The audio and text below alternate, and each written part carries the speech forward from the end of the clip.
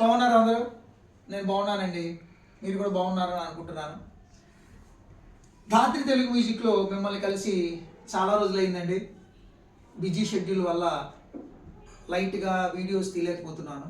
But anyhow, ఈరోజు మనకి Valentine's day సందర్భంగా మిమ్మల్ని కలవాలని ఒక ఇన్నోవేటివ్ ఐడియాతో వచ్చానండి. ఇప్పటివరకు నా ఛానల్లో చాలా డిఫరెంట్ షేడ్స్ మీరు అబ్జర్వ్ చేసి ఉంటారు.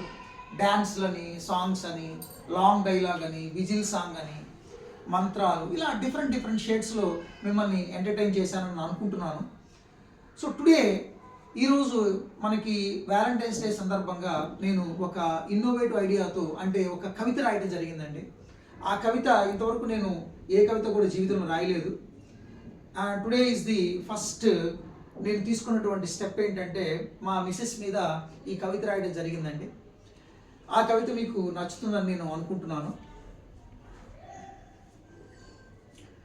నా ప్రియమైన సుబ్బుకి, ఇక్కడ సుబ్బు అంటే మా మిసెస్ పేరు సుభాషిణి అండి, నేను ఇంట్లో సుబ్బు అని పిలుచుకుంటాను. సో అలా రాయటం జరిగింది.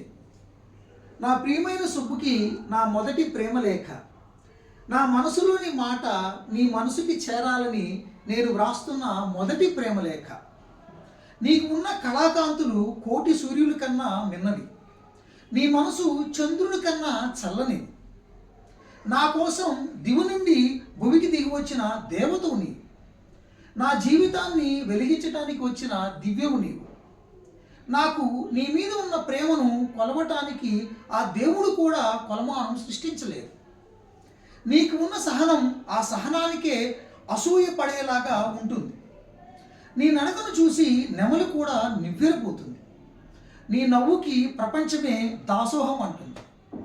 నీ తెలివితేటలకి మేడం క్యూరీ కూడా విద్యార్థినియే అవుతుంది. నీ సమయస్ఫూర్తిని దేనితోనూ వెలకట్టలేను.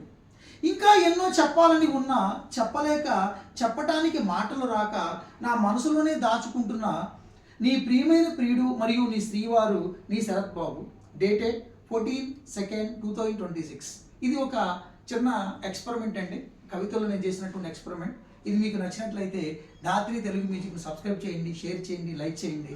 మళ్ళీ ఏదో ఒక ఇన్నోవేటివ్ ఐడియా వచ్చినప్పుడు మిమ్మల్ని కలుస్తాను. మిమ్మల్ని ఎంటర్టైన్ చేయడానికి శాయశక్తిలా ప్రయత్నిస్తాను. థ్యాంక్ యూ అండి. Thank you. బాయ్.